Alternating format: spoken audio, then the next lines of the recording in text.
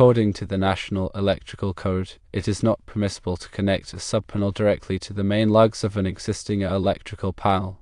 The main lugs are specifically designed to connect the incoming service conductors to the main breaker or disconnect switch. Connecting a subpanel in this manner bypasses the main disconnect, which poses a potential safety hazard. The National Electrical Code, Article 384.16, states that in a dwelling unit, the main disconnection shall be by means of a single circuit breaker or single switch capable of disconnecting all ungrounded conductors of the service. To properly install a 50 amp subpanel to a 100 amps main panel, the correct procedure involves installing a 2-pole 50 amp circuit breaker within the existing panel. The subpanel should then be connected to the output terminals of this newly installed circuit breaker.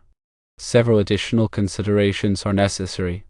First, ensure that the existing panel has sufficient physical space to accommodate the new 2-pole circuit breaker.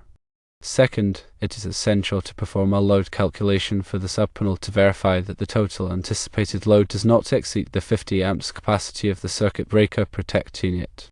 And third, be sure to obtain all the required permits and schedule the necessary inspections for the electrical work.